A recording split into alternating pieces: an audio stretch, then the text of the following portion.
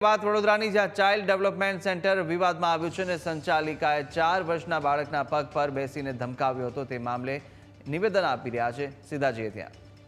Try તો આપણે કરીએ ને કે એને ચૂપ કરાવવાની કોશિશ કરીએ, એ નહીં કરાવ્યું, એ રડતો જ હતો અને પેલી ઝૂલા ઉપર બેઠીને ઝૂલો ખાય છે, એને એકવાર બાળકને ચૂપ નહીં કરાવ્યું। પછી આ 7-8 મિનિટ સુધી રડ કરતો હતો તો જે સેન્ટર હેડ છે મીરા કરીને એ અંદર આવે છે, એનું બોડી લેંગ્વેજથી ખબર પડે છે કે કેટલી ગુસ્સામાં આવીને એને સીધું બાળકને આમ ઉપાડીને ખૂણામાં આમ ફટકારી દીધું, ફેંકી દીધું અને એના થાઈસ ઉપર બેસી ગઈ, એના પગ ઉપર બેસી ગઈ અને એનું આટલું મોઢું મારા દીકરાના મોઢાની પાસે હતું। હવે અમને ક્લિયરલી દેખાતું નથી કે એને કાંઈ ઇન્જેક્શન આપ્યું છે કે શું આપ્યું છે કે 1 સેકન્ડમાં બાળક રોતું ચૂપ થઈ ગયું।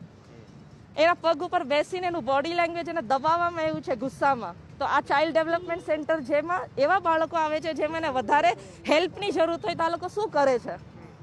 અને એ સીસીટીવી ફૂટેજ એ મીરા અંદર હતી અને એની સામે જ અમે જોયું, પણ એ એકવાર માનવા તૈયાર નથી। મેં 10 વાર એને કીધું તું એકવાર મને સોરી કહી દઈશ કે મેડમ મારાથી થઈ ગયું, હું તને જવા દઈશ, પણ એ માનવા જ તૈયાર નથી। કે એ કહે છે મેં બહુ પ્રેમથી એને તેડ્યું। જે માણસ એ વિડીયો જોશે એ કહેશે કે પ્રેમથી નથી તેડ્યું। એક 4.5 વર્ષના બાળકની સાથે આવી રીતે બિહેવ કરવાનું હોય, કાર્યવાહી શું હોય એની ઉપર સજા એને મળવી જોઈએ ને। હવે જો એ તો લો પ્રમાણે જે પણ અમે પોલીસનું સહાયતા લઈએ છીએ, એ લોકો જે સહાયતા આપશે, જે લો પ્રમાણે જે સચ્ચાઈના રાહમાં જે મળશે એ મળશે। પણ હા, ફરિયાદ પહેલા અમને વર્બલી કીધું 50,000, પછી 49,000, પછી 39,000, એટલે એવું બધું એ લોકોનું અલગ હતું અને અમે પહેલા પેમેન્ટ કરી લીધું। 3 મહિનાનું સેશન હતું અને અઠવાડિયામાં 3 દિવસ આવતો હતો। મેં તમને કીધું ને કે બાળક સ્કૂલે જાય છે પણ એના ઉંમરના છોકરાઓ સાથે દોસ્તી કરે કે વાતચીત આગળ વધારે એવું નહોતો કરતો। એટલે આજકાલ હા નોર્મલ છે, નોર્મલ સ્કૂલમાં જાય છે, હા, પણ એને એવું લાગ્યું કે થોડુંક એક્સ્ટ્રા કેરની જરૂર છે, એટલે આપણે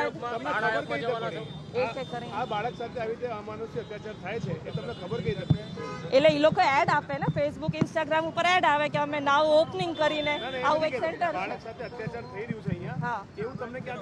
મારા બાળકે ખુદ કીધું બહાર આવીને। મેં તમને કીધું ને હર સેશન પછી બહાર આવે તો હું એને પૂછું છું કે આજે એક્ટિવિટીમાં શું કરાયું, તો એ દિવસે એને બહાર આવીને મારા બાળકે કીધું, પણ અહીંયા એવા એટલા છોકરાઓ આવે છે જેને ઓટિઝમ છે, જેને ડાઉન સિન્ડ્રોમ છે, જે બાળક બોલી નહીં શકતું હોય, તો અંદર શું ચાલી રહ્યું છે? બંધ તો થવું જોઈએ, કેમ કે અમને હજી એક પેરેન્ટે કીધું કે એના બાળકે ઘરે આવીને એમ કીધું કે બટકું ભરી ગઈ મેડમ ગુસ્સામાં, પણ એ પેરેન્ટ અમારી જેમ એક્શન લેવા તૈયાર નથી। હવે હું કોઈને હાથ પકડીને ખેંચીને આવી નથી શકતી, હું શું મારા બાળક આ લોકોનું થવું જોઈએ, કેમ કે તમે એકવાર વિડીયો જુઓ તો તમને ખ્યાલ આવે કે એકવાર એને બાળકને તેડીને એને પ્રેમથી પંપાળ્યું નથી, પહેલા એક ટ્રાય એવું કરવું જોઈએ ને બાળકને ચૂપ કરાવવા માટે।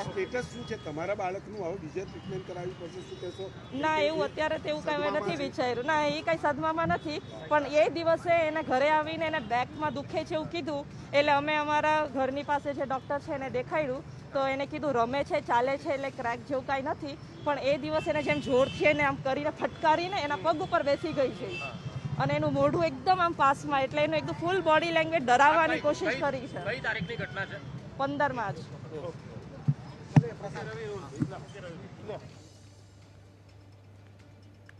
તો આ તરફ જે રીતે બાળકને ધમકાવવામાં આવ્યો અને જે રીતે આ વિવાદ સામે આવ્યો છે, ત્યારબાદ હવે માંગ કરવામાં આવી રહી છે કે યોગ્ય કાર્યવાહી થાય, તેમને ન્યાય મળે। સંચાલિકાએ 4 વર્ષના બાળકના પગ પર બેસી અને ધમકાવ્યા હોવાનો આક્ષેપ કરવામાં આવી રહ્યો છે, જેના સીસીટીવી પણ સામે આવ્યા છે અને તેને લઈને અત્યારે આક્ષેપ કરવામાં આવતા ફરિયાદ પણ કરવાની કાર્યવાહી હાથ ધરવામાં આવી છે।